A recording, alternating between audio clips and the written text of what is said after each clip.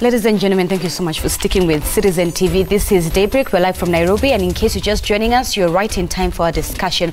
We want to take a look at some of the stories making headlines within the local dailies. And if you saw what happened yesterday in church, then you're right. We'll definitely begin with that clip from President Uhuru Kenyatta. But before we do that, Trevor, would you like to do justice and introduce our guests? We have Senator Ledama Olekina Narok. Thank you so much for coming in, and a member of the mediation team in the Division Revenue Bill. Standoff, that's what we call it. We'll talk about it in just a bit. And Madara MP Anthony Olwatch as well, thank you for making time. We did extend invitations to the other side of the party. They cancelled last minute. This morning, to be more specific. At around 6, so 5. It's too hot, eh? Yeah, nobody wants The roof is on fire. Nobody wants to talk after the presidential tirade, or what we're calling the high-octane politics. Wow, Leto really did justice with that. Let's take a look at that. So in case you didn't see what happened yesterday when President Uhuru Kenyatta was in that specific church, here's a glimpse of it.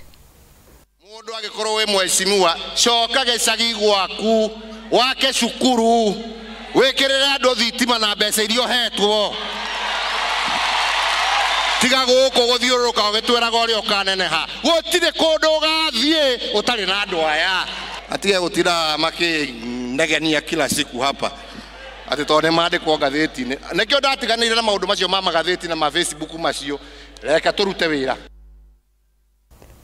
Guns blazing. Oh my goodness. All right, so where do we begin from? Should we get reactions, immediate reactions? What General reactions. No, maybe Ulwatch should go first. Even you don't want to go into that. No, I want. Why would I not want to go in? All right. I mean, seriously. Anthony. But, okay, fine. I think this wasn't unexpected in my view. This has been simmering for a while. Yeah. It was a matter of when, not if, the president was going to burst the bubble. I think he chose conveniently a forum where you had the core Kikuyu people, you know, his backyard, the Kilemba, yes, Akorino, Kilemba wearing people. And interestingly, I mean, the deputy president walks in late when the president is already seated, and that's very telling. And that clip, you probably didn't see it, I saw it on social media. He greets the president, and then the president immediately, body language-wise, looks the other side. And then you should have seen now when the president was speaking in Kikuyu. I don't know who was translating for the deputy president, but I think he could. I understand lots of Kikuyu. And I think the body language of the deputy president just told it all. You could see he knew he was the one on fire. It was being directed to him? Yes, he was the one on fire. Because one, the president says, in my view, if I was to summarize in general, I am still in charge. Right. Yeah? That's the point he was trying to make. Anything that you do going around these places that you go to try and pick issues and looking for headlines, it's not going to take you anywhere. These people are the ones who are going to take you anywhere, the Akorino people. So is that a split within the party, or is it just simply focusing on the main agenda of what the party was built on to begin with? Because there are many views, there are many thoughts. People think it's a split within the party. Others say it's just agreeing that this is what we had tabled for the people. Let's deliver it fast. Because this then does not necessarily mean he will not endorse him. It doesn't mean that. It doesn't mean that. Nobody really knows what the president will do. I think the president is upset that just after the elections, and I think that's been said here very many times by the people from the other party, that the president called them immediately after the elections and said, let's focus on building our agenda. He did set out what that agenda was in the Big Four agenda. And one wing of Jubilee consistently does the opposite. The other thing that he told them, that I am not a coward, and he said it, I am not your uncircumcised boy. That tells you that, you know, the president is ready now to face them head on. But let me rope in Senator into this conversation. That's not the first time we're seeing a very angry President Uhuru Kenyatta there, even more so discussing how he's going to hit hard on these corrupt individuals. It's not the first time we've seen him do that. We've seen him angry. Come rain, come sunshine. Question is, when are we going to stop seeing less of this anger and more of action from his side? I think in my observation, the president stayed away from newspapers, like what he just said. And Facebook. In Facebook and social media. And I think he's ready to work. And I'm quite pleased that he finally told them off. You know, You know, when you just have people pestering around you, what he told them is very important. Go back to your constituencies, go develop the constituency. You are given money. You see, the difference between a member of the National Assembly and a senator is that senators are not given a penny. But some of us are still doing a lot of things. But then they spend time, a lot of time, every weekend bickering, going in talking about 2022. Who cares about 2022? I wouldn't give a hoot in hell about 2022 if I could be able to provide to my constituents. CDF is given quite a lot of money. You know, the president is saying, take your time there as a representative. You cannot go anywhere without the people. So you might as well go into the constituencies and work. Because really, you keep on talking about 2022. Who knows whether you'll be alive in 2022? Senator, from where you stand... So in a nutshell, what I saw is that it's a boiling point. You know, he keeps telling them off, he keeps ignoring them, but then it gets a time when you have to tell someone off. You know, stay off my back. Yeah. You can't continue going around every single day politicking, yet your people are suffering. But when will we see more of action from his side and not... To tell you the truth, I think there's more action now from the president than before. To a point where members of parliament are afraid of coming to the national television to respond to that. You know? And that's why I always say, you should be guided by issues and principles, but not sycophanting. So these guys are like, if we go there and say, what will our master say? You know, your master should be the citizen who elected you, but not one individual or two individuals. But what options does he have? Because the legislature and the executive are completely different. Let me tell you, that is very different in this country. In this country, the National Assembly is an extension of the executive. You know, everything the National Assembly does is what the president says do, or the national government says do. So you're admitting now that you're not exactly independent? Not me. I'm saying the National Assembly, because if you look at the legislations as they pass, I mean, this is evident by facts. Look at the Division of Revenue Bill, which we'll talk about. Yeah. Everything is about what does the national government want, what does the executive want. You can never really put facts, you know, and move around there and say, we are going to make a decision. In fact, the other day I asked people, when did the framers of the Constitution contemplate a situation whereby the National Assembly will be extending the ideas and philosophies and policies of the national government? We're supposed to check each other. Yes. That's why there's a balance of power. But he's told them before to stop politicking, and they still continue. So what options does he really have? Let me tell you, he has done that and he has acted. You remember very well, some of our colleagues, their securities were withdrawn. Okay? Some of our colleagues, a lot of things have happened to them, you know, in a way that, you know, they are like, oh, I can't get this thing done. Before, they used to get so many favors, you know, left, right, and center. Now they can't. You know what I mean? In fact, some of them tell us, you guys are more government than we are. Should we not be seeing more being done, individuals being jailed, economic thefts being jailed? We are a country of managed by the rule of law. You cannot just say we put individuals without the due process of the law. Well, what will tell you, if you know everyone is innocent until proven guilty. And Honorable Lord said that perhaps that was him addressing the DP. Do you think that perhaps that was President Uhuru Kenyatta responding to Deputy President William Ruto? To some extension, yes, because you know, in most cases, everyone is campaigning for the DP. Everyone is saying, oh, the DP, this, the DP, this, the DP. You can also read even the words that, if you listen to the DP speech yesterday, it was more of those ones of like, you know, if you trusted these people so much, you know, I trusted you, you trusted me to be your deputy, you trust these Akorino people. You know, it's also those ones of like trying to seek favors. Are they wrong to push for that though? Because the president has been quoted saying, mimi ndafanya zangu 10, mwenzangu afanya zake 10, but there seems to be a shift from that perspective now. And that's the reason why the team from the DP side is saying that we made a promise. Why don't we keep it? There is a shift because of the divisiveness, the divisive politics. You know, before, when the president and his deputy were campaigning, they were one team. Then we fell apart. You know, there's now, that's why we came up with the BBI initiative. Because the country was now moving from a unitary state or a country that is united into divisive, you know, tribal cocoons, politics, people aligning themselves in this way. So that divisiveness, you know, sort of like rekindled the memories of 2007. So in a way that the president is like, look, now, gentlemen, you know, the ODM team were, you know, going through resisting everything, bringing down the economy. We have to unite, embrace everybody in. So anyone who is seen to be sort of like trying to break this unity, you know, people have said, even on this national television, you know, my colleagues have come and said you cannot invite somebody to come into your house and he enters your bedroom. Those are some of the words they've used. So in a nutshell, the president is saying that what is happening now in this country is that instead of people coming together, you know, we are trying to bring everyone together, but there's a small faction of people who still want to divide the nation. Okay. So from what you see and hear on the ground, is Jubilee Party falling apart? I don't think so.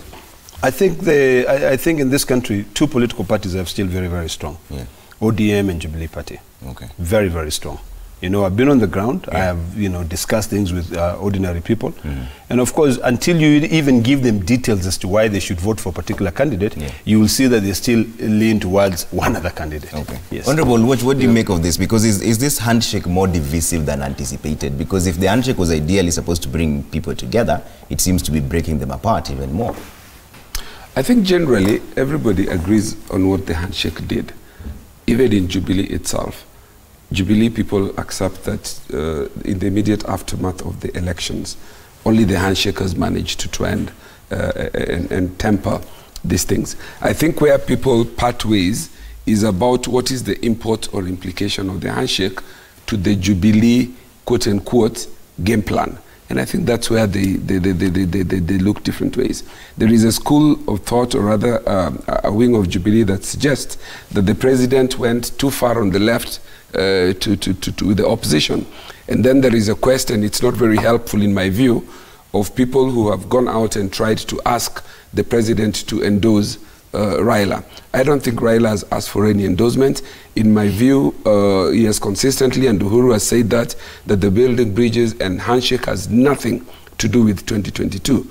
So I think this kind of emboldens the other side and makes them feel a little shaky, that there is a quiet plan about some succession. And that's why you've had the other side of the Jubilee people saying that there is this thing about perpetuating dynasties and stuff like that. So these are the things that I think are, but overall, I think there is no gainsaying the fact that there was no alternative for this handshake. Let's begin from there. Then we live with it. The parameters and how we navigate this, in my view, is one, that the deputy president knows that there are not two governments. His people know there are not two governments. They must allow the president to be in charge and to deliver. The fact that the president has said, please bring down the political tone and rhetoric, they say one thing today, they say the opposite. The deputy president was in the Kasarani in their Corino meeting. The tone of what he said is very different from what he says elsewhere.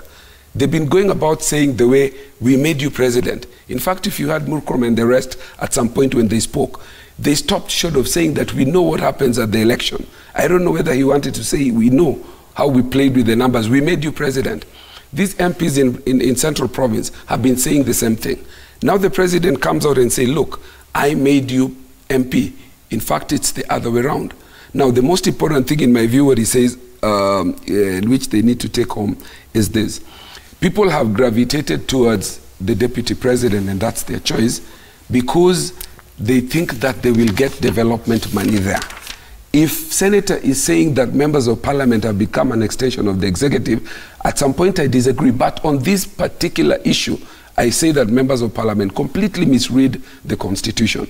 The constitution has made parliament the budget-making house. We appropriate money, and we can agree or disagree, like on the division of revenue. We put money for the DP, we put money for infrastructure, we put money for schools. Why would people line up to go to Sugoi or to Karen and to go follow the deputy president as members of parliament, thinking that that is the only way you can do development? And that's what the president was responding to, and saying, you are a member of parliament, and I think he was saying you have CDF, yeah? Go build schools, go build police stations, go build hospitals, go build the things that you should do. So then what you you're saying, have the money to do this. What you're not saying, the places that you've been going. That's what the president was saying. This has got nothing to do with the people then, that's what you're saying, because then you're saying this is just based on selfish interest. All these people who are campaigning, they just want money from the DP, is that what you're saying? Yes, and exactly that, and what we are told is when you go there, You ask for, like, please lobby for me to go get this road, which I think it's very unselfish, because everybody is entitled to get an equal share of the infrastructure roads. And we vote for it in Parliament. Sit in the committees, like now you're going into the committee of the whole house. Lobby for that road or that dam to come to your constituency. And so this has nothing to do with the people, because after that we're told when they go for a Harambe, you're given 200,000, you give some to your for contribution, and the rest you carry home. Right. It's selfish. It's really selfish. And speaking of selfishness, in the same speech that President Uhuru Kenyatta gave yesterday, he said that you should not mistake his silence for cowardice. Do you actually believe him that before we saw him respond yesterday, the president was quite quiet for a while? Do you actually believe that his silence is not cowardice? And are you saying that just because of the handshake that we've seen between the two leaders? If it wasn't for the handshake, would you still stand that ground today? I don't know Uhuru very well, but from the little that I've studied and the people I talk around, is that the president is not very good at handling pressure. And that left on his own, minus the handshake and the support and the confidence he gets from knowing that the opposition chief, Raila Odinga, is on his side, and the members of parliament that come with it. Without that, I suspect that the president would have given the entire government and running of it to the deputy president. So on that score, I am tempted to believe that the handshake is very largely responsible for the bolden Uhuru that we had. But there is another side of Uhuru that when pushed to the wall, he will fight back. That's why he keeps quiet for very long periods of time. And when he thinks now, you guys, enough is enough, he comes out. And that's why I think people think that he has outbursts. Because he gives them time thinking, these guys will see sense. And then they continue to say, the more silent he becomes, the more bolder they go. And that's why you see the outbursts. Senator, we saw Governor Sonko yesterday saying that if we were to go for a referendum, in that referendum we should extend President Uhuru Kenyatta's presidential term limit. The president himself clapped to it, so his body language, you could see from that. What do you make of that statement? No, I don't think the president clapped because he agreed. He just claps because he's like, look at this dude. You know, he's always talking, you know, giving me praises and stuff like that. So I think he only said that this guy approves of the work that I've done. You know, I strongly believe that the president is somebody who can be able to provide us with very, very good leadership. So would you agree with Sonko? I don't agree with Sonko that he should have an extension of time, because, I mean, the constitution is alive in this country. You know, you serve 2 terms, unless we change our constitution to have the language of a Russian constitution, which says you cannot have 2 consecutive terms, you know, which means Putin goes for 2 terms, and then he becomes a prime minister, and then he goes back into becoming the president. I think the issue is this: what are we grappling with? You know, it is becoming very expensive for people to live. If you look at the way people try to make ends meet, you know, before we used to pay our, you know, domestic workers, you'd pay them about maybe 15,000 shillings. Now you have to add them more money.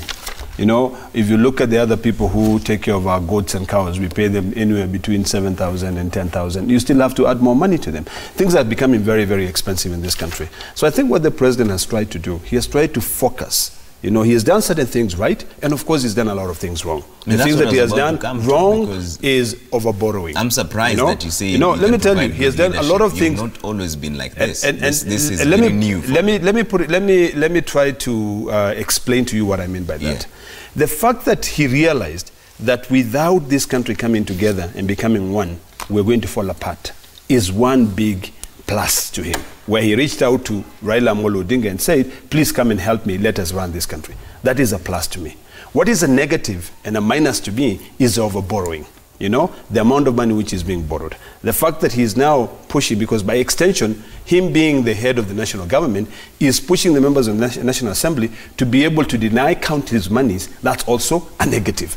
The fact that he has brought in a lot of Chinese. If you go to industrial area, you know, the other day I was hearing Matiang'i saying he's pushed out these 7 Chinese who are here in Gikomba. There are 1 million of them in industrial area. You know, they have hired huge, what do you call them? Go downs. Yeah. You go over there only if you are known. So, you know, so that one is, it makes me wonder, what is this guy doing? Doesn't he realize that these Chinese who are coming in here to work you know, and take the low-level jobs that our Kenyans depend on, are the ones who are killing this economy. So it's not good leadership, like you say that. In that way, it is bad leadership. Because with good leadership, you're supposed to have the interest of all your people at heart, you know. So, and there's no one who is perfect. And that is why we need each other, you know. And that is why when you look at even in Parliament, we have the National Assembly and the Senate. So that at least sometimes some wisdom can prevail in one house or the other.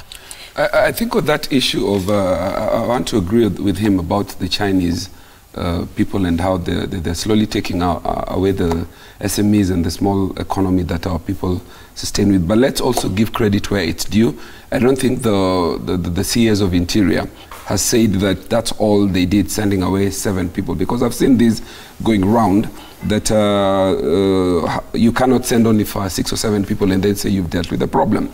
I think we missed out a statement he made the other day, in which he said, other than the ones that are here, and I believe that they're going to deal with them, is that they do not give work permits for people to come here and go do those kind of jobs. Yes, they come to tourism visas. Yes. So he said, from now on, you're going to apply for your visa in your country. So you're not going to get into Kenya saying or purporting that you're coming to do tourism and then end up in River Road and those go downs.